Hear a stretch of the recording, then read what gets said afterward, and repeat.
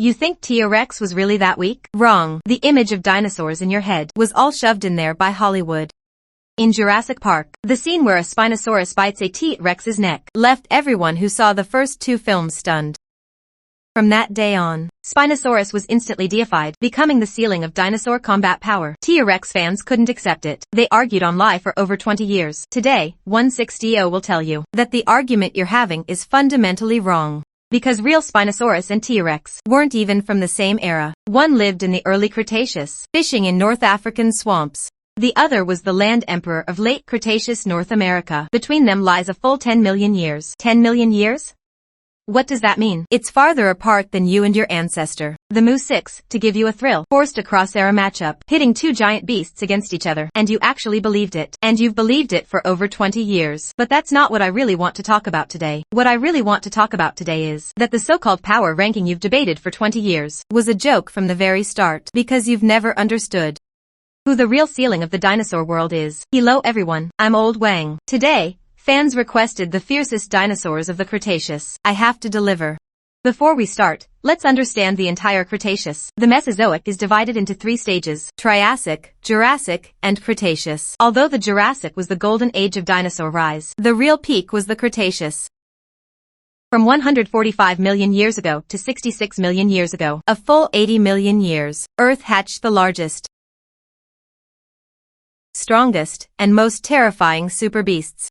The top dinosaurs we can name today are almost all from the Cretaceous. Compared to it, the Jurassic was just a beginner's village. And in this hell difficulty who was the unluckiest player? Our ancestors. You heard that right. Your great-great-great-great-grandfather. The ancestor repeated millions of times. Wasn't even an NPC in the Cretaceous. Because they were too small. They didn't even qualify to be prey. They didn't dare go out during the day. Only at night did they sneak out to grab a few bugs. Okay, jokes aside, let's start the real topic. First, let's correct the opening star, Spinosaurus. Many think Spinosaurus was a top late-stage dinosaur. Actually, it was an early Cretaceous giant carnivore, living from 110 million years ago to 93 million years ago in North African wetlands. Adult Spinosaurus could reach 15 to 17 meters in length, weighing 7 to 10 tons. Its size completely dwarfed all Jurassic carnivores. Its most iconic feature was the 2-meter-tall sail on its back, which is also where its name comes from. Unlike T-Rex, a pure land predator, Spinosaurus is the only confirmed semi-aquatic giant carnivore.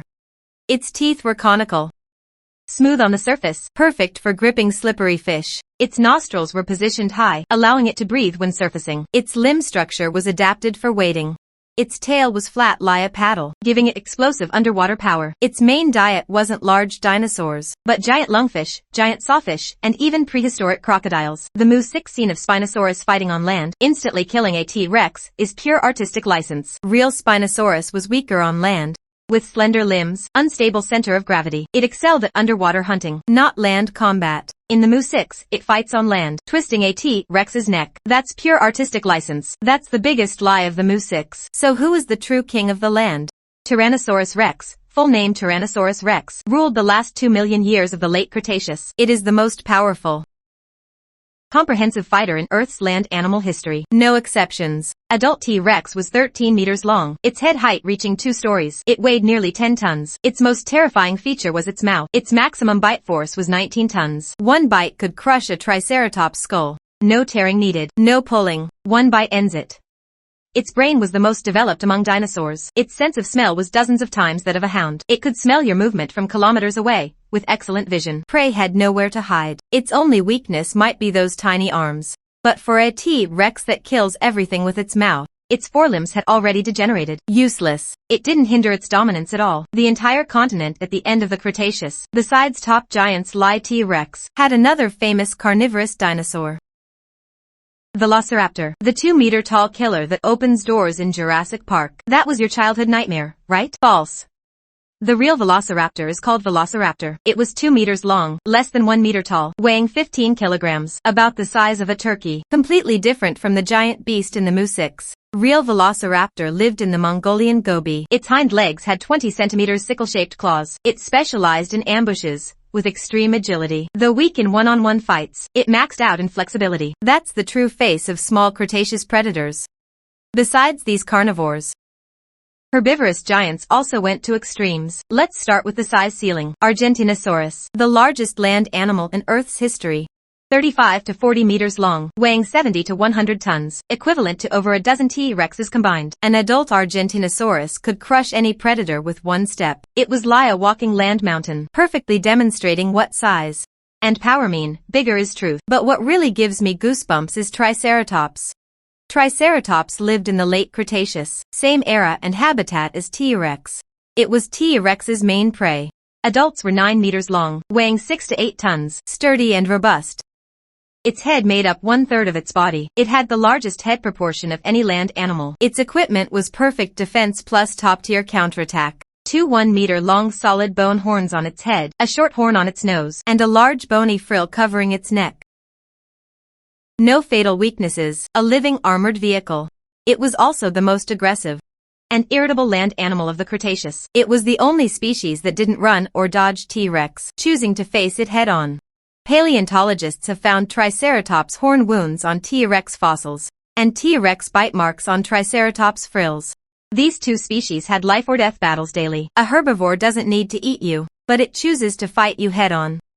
Not out of malice, just because it doesn't lie you. Then there's Ankylosaurus, the living tank of the dinosaur world. 6 to 7 meters long, weighing 4 to 5 tons. Its entire back and head and body sides were covered with hardened bone plates and keratin scales. Extremely hard, impenetrable. Its most unique feature was a solid bone club at the end of its tail, weighing hundreds of kilograms. When in danger, it didn't need to run. It just lowered its body, protected its belly, and swung its heavy tail to strike enemies. Even a T-Rex, hit by it, would break bones. Let's also mention Mosasaurus. First, a correction. Mosasaurus is not a dinosaur, but a giant marine lizard. It rose in the Late Cretaceous, in just a few million years, sweeping through prehistoric oceans, eliminating all ancient sea monsters, becoming the ultimate marine overlord of the Mesozoic. 13 to 17 meters long, with extreme individuals reaching over 20 meters, weighing 20 to 30 tons. Perfectly streamlined body, swimming speed, explosive power, and pursuit ability surpassed all prehistoric marine life like ichthyosaurs, pliosaurs, and giant sharks. Fierce, greedy, and bloodthirsty.